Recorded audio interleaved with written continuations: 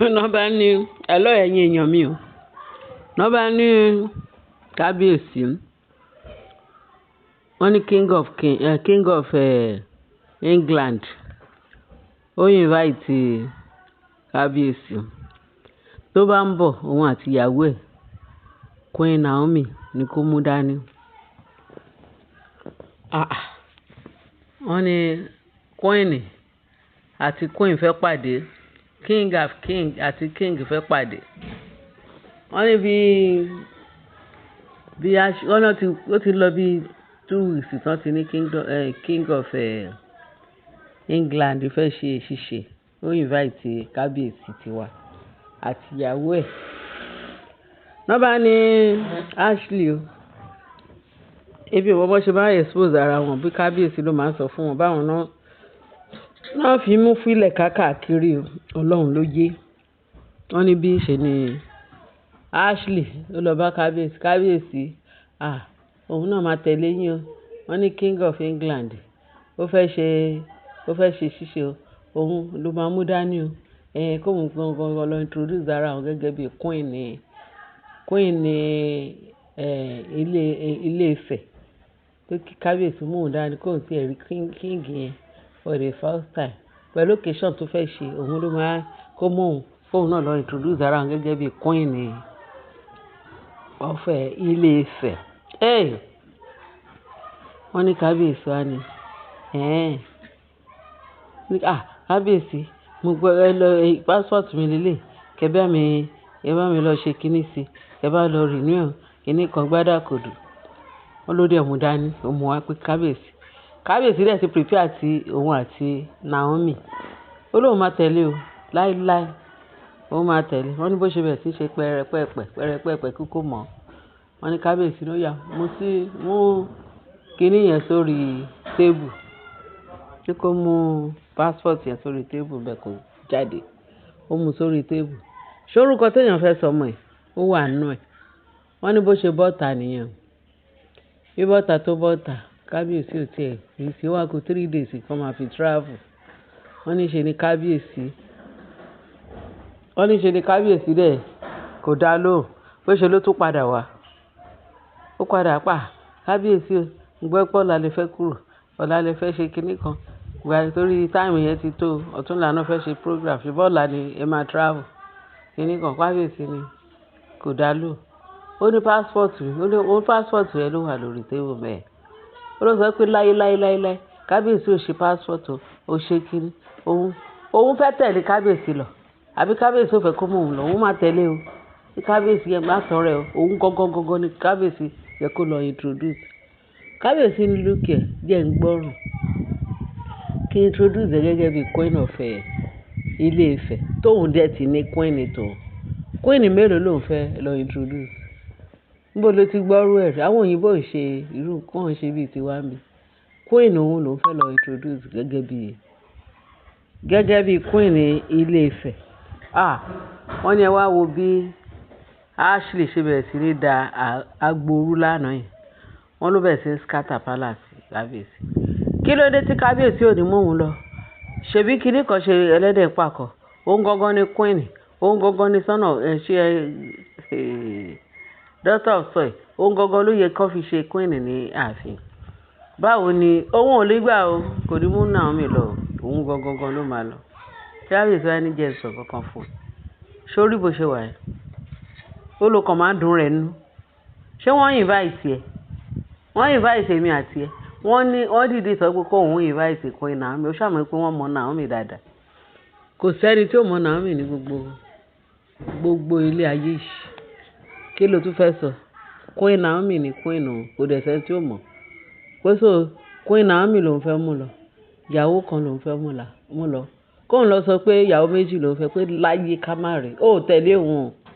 Wọ́n ní kábíyèsí wọ́n ní ṣe ni Queen Naomi wá sọ Ashley. Ó tutọ́ sókè ó fojú gbà pé ìwọ kẹ̀ mi àti ẹ nínú ibi bàbá wo bó ṣe fẹ́ mú Naomi nìkan lọ sí kiri. Kábíyèsí ní ò tí ì dá kankan mọ̀. Ó ní jẹ́ wọ́n á sọ fún ẹ. Ó ní first wife òun lòun fẹ́ mú lọ. Òun dẹ̀ ní queen ilé Ifẹ̀.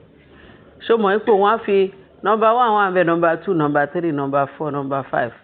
Ìwọ number 6. Ìwọ lè sọ pé ìwọ nìkan mú lọ. Bó náà ti ń ṣerú ẹ̀ kò lè possible. Tó bá pé ìwọ ni first wife òun lè sọ pé kóun manage. Pé bẹ́ẹ̀ kóun fi first wife lẹ̀ kó fi second, third, fourth, 5, 6. Ìwọ ni kẹfà. Ó ṣe gbọ́ pé ìyàwó kẹfà lòun ti ẹ̀ jẹ́. Ẹ rí pé alábùkù ni Ashley. Ìwọ wá ní kó máa mú ẹ lọ. Tí kìíní fi ṣe kíni náà. Tí kábíyèsí bá tẹ̀ sọ pé kóun ti ẹ̀ consider Naomi ó dá dúró. Tá pé bí kábíyèsí pé ti tẹ́lẹ̀ tí kábíyèsí gan tí Queen Naomi ò tí jẹ́ Queen Naomi. Kábíyèsí ò tiẹ̀ lè ever mú lọ. Queen Naomi jẹ́ queen kò jẹ́ queen, kábíyèsí ò lè ever mú lọ. Nítorí kíni pẹ̀lú gbogbo ìwà játijàti, pálapàla, rúdurùdu, gbogbo ìwà burúkú, ìwà ríra tó kún ọkàn kábíyèsí tó ti jẹ́ kọkàn kábíyèsí ti gbọgbẹ́. Kábíyèsí ò ti fọ gbogbo àwọn ìwà yẹn kúrò, gbogbo ẹ̀ṣẹ̀ tó ń ṣe kábíyèsí ní ààfin tó ń fi ojú olóore wọn tó fi gbolẹ̀. Ìyẹn náà sọ pé kábíyèsí máa think overnight pé nǹkan tó ṣẹlẹ̀ ni pé torí pé Ashley torí pé ó ti lágídí agídí ni kóun má bàa fi Ashley Ashley má bàa fi wàhálà pa òun kóun kókó manage. Kábíyèsí ni Ọlọ́run ní jẹ́. Ashley tó bá dún rẹ nú tán mi ò mú ẹ lọ. Ó ń ṣe queen mi. Queen Naomi lòun fẹ́ mú lọ. Òun ni queen ilé Ifẹ̀. Wọ́n dẹ̀ advice ẹ. Pé period o. Níbi kábíyèsí ṣe sọ pé period kò sáyè yẹn. Ó lọ. Wọ́n ló bẹ̀rẹ̀ sí ní forí gbolẹ̀. Ló bẹ̀rẹ̀ sí ní jàǹpátá pé òun kẹ̀ láyé òun máa tẹ̀lé kábíyèsí o. Òun fẹ́ lọ mọ king of England o. Òun fẹ́ lọ mọ ìyàwó ẹ̀ o. Kábíyèsí ní lókè. Ìwọ fẹ́ lọ mọ queen of England. Ṣé bíbẹ̀ ló ti wá? Ṣé bíbẹ̀ ni wọ́n gbé? Láti jọ ìyó kí ló tó ti lọ wo queen of England? Ibẹ̀ kí ló ń wá ní Nàìjíríà tó fi lọ mọ queen of England àbí king of England? Ó ti ṣe òun ò mú ẹ lọ. Nǹkan tó bá fẹ́ dà ní kò dà. Wọ́n lọ́wọ́ méjèèjì. Wọ́n ló da gbogbo àfihàn kábíyèsí ní ìwọ kẹ̀.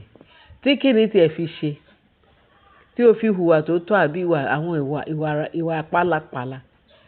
Ìwọ ò tiẹ̀ qualify náà tó bá tiẹ̀ jẹ́ pé ó tiẹ̀ kò síbi tó ti qualify tó máa mú ẹ lọ. Kó wọn fi queen òun lẹ̀ kó wọn mú ẹ lọ. Ẹ rí pé àwọn pípé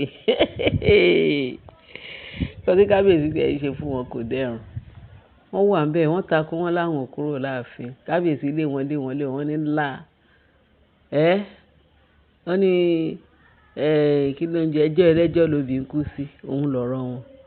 Kábíyèsí ní nǹkan tó bá fẹ́ dà kọ́ máa dà. Òun dẹ̀ máa fi rádaràda rẹ́ wọn níbẹ̀. Ṣé bóun lè yín ojú yín dẹ̀ máa rí rẹ́dẹ̀rẹ́dẹ̀ ní ààfin. Èmi láìkì bí kábíyèsí ṣe. Kábíyèsí ṣẹ̀ṣẹ̀ wá gba ọ̀tá fẹ́ everybody. Tó ráwọ̀ èèyàn kan pariwo. Kí ni kábíyèsí ń ṣe? Kí ni kábíyèsí ṣe láàfin tó ti lé àwọn tó ń fún kábíyèsí yìí ní wàhálà? Ṣé wọ́n máa fún èèyàn ní wàhálà tó yìí kéèyàn last láyé? Wọ́n lẹ́ni tó ń gbá etí òru. Àwọn tó ń gbá létí tọ́kọ̀ ń rọ̀ nìkan létí wá ń ro. Ọ̀rọ̀ kábíyèsí Olúwa ṣeun. Ọlọ́run nìkan ló máa bá tó. Ẹ̀yin èèyàn mi ẹ bá wa share, kẹ́ bá wa like, kẹ́ bá wa subscribe, kẹ́ bá wa fi ìtókù sí comment section. Torí àwọn ọ̀rọ̀ tó gbádùn a máa mú wá sí etí gbọ́ yín. Torí idán wà láàfin. Wọ́n ń ṣe drama kì í ṣe kékeré. Ẹ ṣé gan bẹ́ẹ̀ ṣe tẹ́tí sí wa. Kẹ́ bá wa share, kẹ́ bá wa subscribe, kẹ́ bá wa fi ìtókù sí comment section. Ẹ ṣé gan. Àbọ̀ Ọlọ́run á dájú lórí wa o. Jésù Olúwa wa. Àmín.